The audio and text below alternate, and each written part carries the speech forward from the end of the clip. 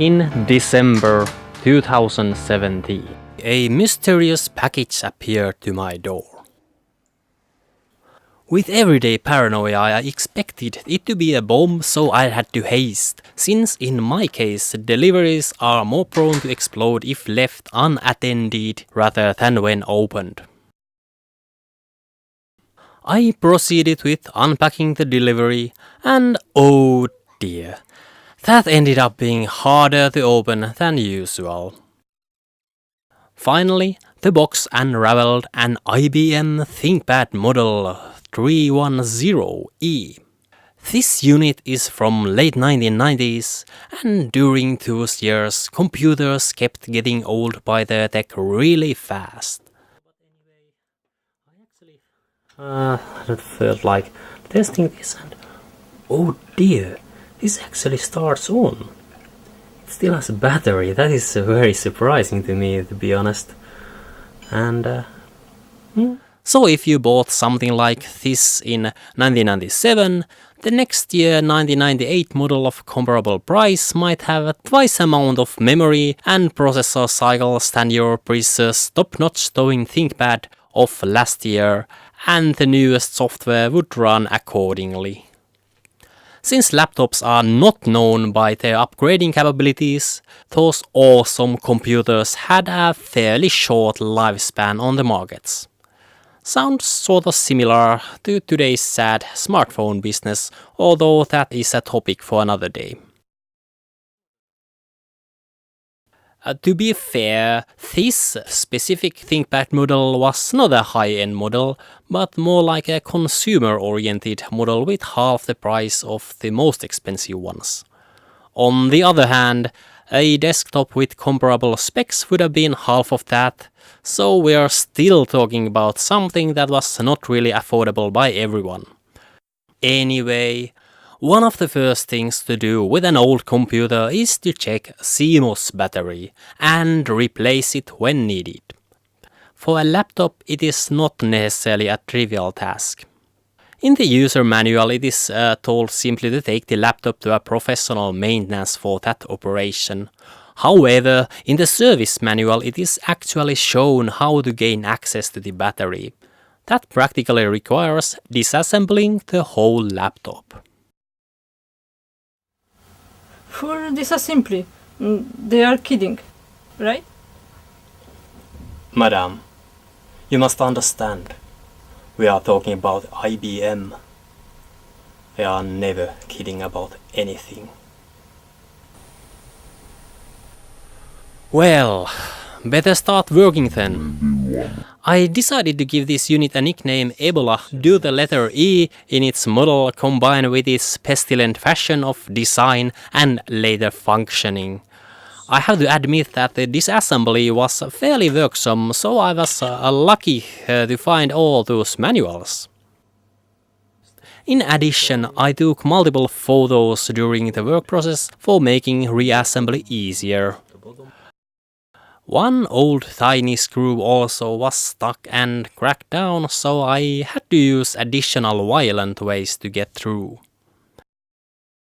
As a funny surprise, when I finally got Ebola apart to its last piece, I found out that it's not using the typical size of CR2032, but smaller CR1210 batteries instead.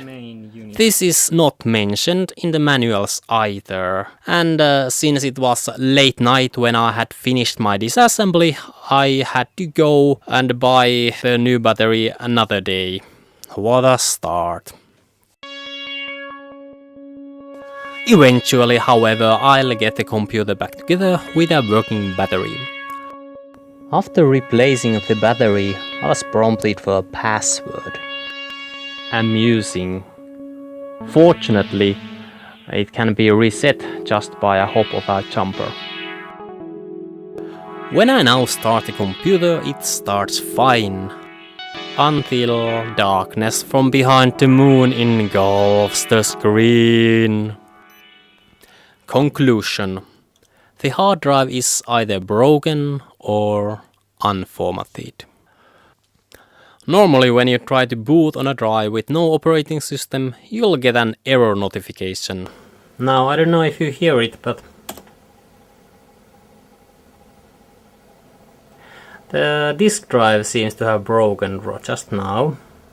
Ebola's hard drive uses a metal case with a proprietary adapter instead of a normal IDE slot. I removed my hard drive from here. This is going attached like this. And it brings this thing here over here. I've already unlocked this, so I can just open it. Normally you wouldn't be able to do this. And here is the hard drive of this small computer, 2.5-inch drive, like using the laptops. As you can see here, actually this obviously is not the original hard drive, but it's a recycled unit. Sold in the condition it is working, but there's no guarantee whatsoever. Hard drive, it also says here 40 gigabytes. Now I'll remove this adapter, which is purely for the IBM Thinkpad, and now I can attach normal IDE connector here over there. For this I'm using my brand new adapter for USB, for SATA and IDE connector.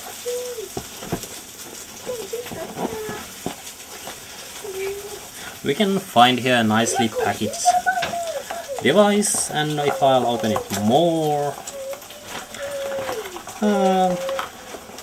it will unravel everything interesting here. Is a nice little thing, and here is the power for the device, and here is this IDE, the older IDE from bigger IDE to smaller one connection. So this will connect here. Actually I must check in which way these are actually connecting, and it must be aligned. As you can see, there is this one hole, and the same hole goes here. I'm not sure if it shows there on the camera, but it shows me where I can attach these, and now this will go firmly. The power cable will go here. Here it says B, it goes for black, and on the other side is air for the red. It means this cable, so it means black on this side where it's B, and R for red side. Now they are lining here, and these are connecting. Here is this familiar plugin where you can know which way the IDE is connecting. It's similar to a cable, and the power cable goes up here. It's a bit funny ways, but anyway. And now you can see I'm turning it on, and you can clearly see it's detecting it as IDE. My connector on the computer is not a USB 3, so this one is not burning, but that is just sufficient. When I connect the drive on my readily operational computers, I find out that the hard drive is completely unformatted and unpartitioned, which is an obvious reason for it to not work. So let's initialize the drive. This cannot be the original drive, since it's simply too big. I believe all those models were packed with an earlier revision of Windows 95, which only supports up to maximum of 8GB drives, just like old DOS 6. Even the later versions of Windows 95 could only read up to 32GB. Obviously this is not a problem as such though, since you can always use an oversized IDE drive as long as the partitions are allocated for less space. Initializing intrusion protocol. Uploading routinity. Upload complete.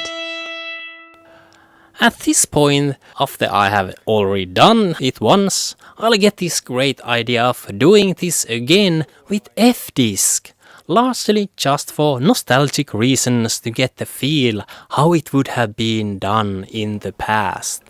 Oh wait, now it's starting. I don't know why I didn't do that on the first run.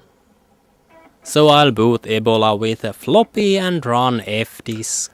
So alright, I'm not going to install this yet, because I need to do something with the hard drive.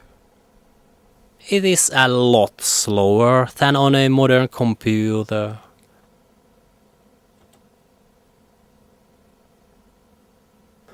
Oh dear. And then I realize a bit too late that I have made a mistake. Since Ebola's BIOS will only understand a maximum of 8 GB drives.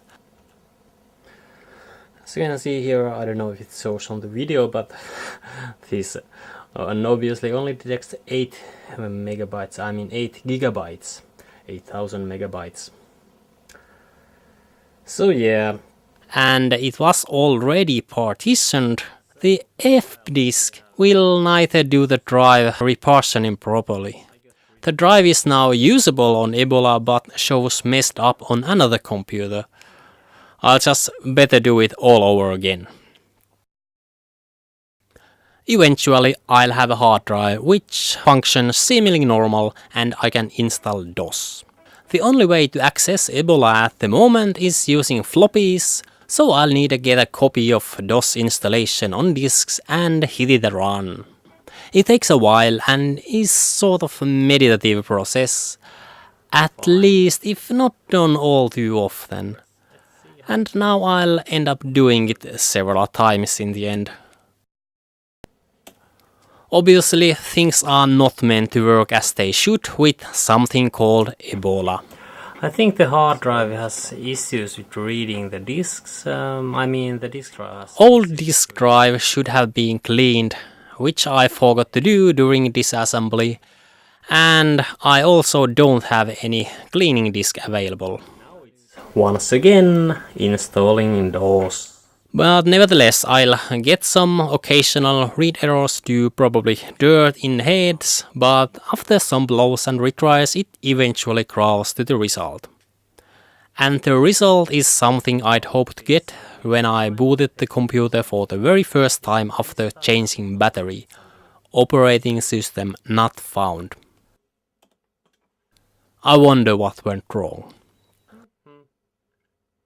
The hard drive is readable by the computer, so partitions are not too big, and the C sector is set as active and bootable.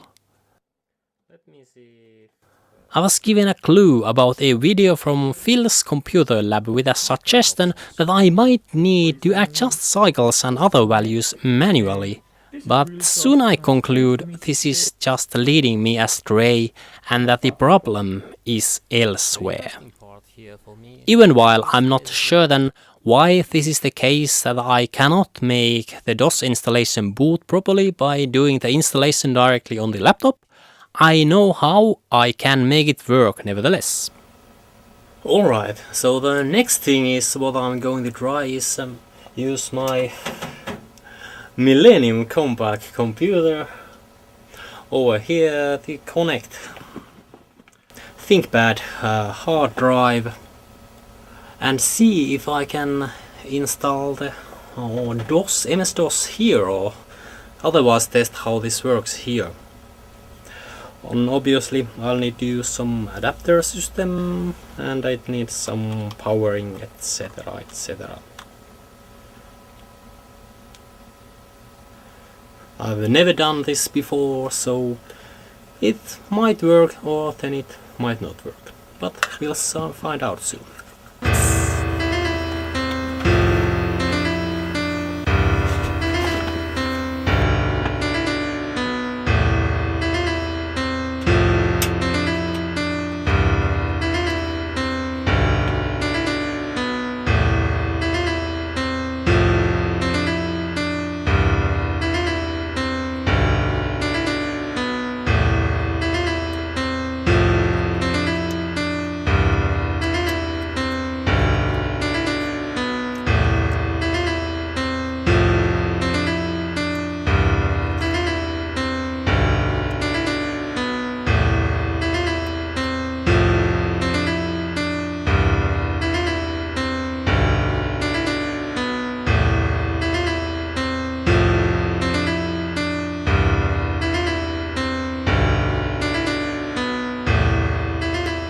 when I try the hard drive on my Millennium compact desktop computer, it doesn't boot there either.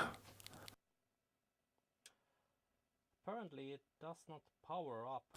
After I'll install DOS on the same hard drive using this Millennium desktop, the whole process is not only clearly faster, but the newly installed DOS on the very same hard drive will boot up, no problem.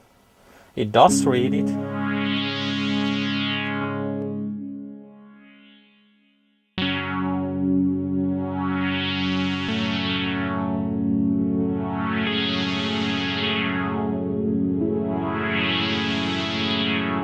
Uploading root entity. Upload complete. Booting. System. ZRWBX. Clone self into target environment. Starting up a new life.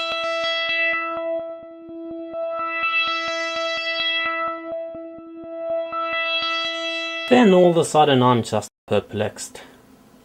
It started just like normally. DOS. After getting the operating system, I took some time figuring out how to get the audio working. Let's see how these are working. They went just fine. This looks very nice. Let's see what this says now. This system is invalid. This is too old program, it doesn't detect this here. And alright, now we have the Sound Blaster Pro detected or compatible. This is very nice. The audio chip included should be strongly Sound Blaster Pro compatible, and after having drivers properly set up, it does sound just about right on quick tests. Kind of right. Now I could, for instance, run games. Hey, cool man. It's working now. I have sounds on this system. Amusingly, installation for some stuff is not as simple as one could think for straight from hard drive, since many installations expect the operation and maybe even running to be done from a disk. For data transfer, I can just swap the hard drive or even use a compact flash drive on it instead, even while booting won't yet work on the compact flash card. ZaCoDe, you were perfect, genius.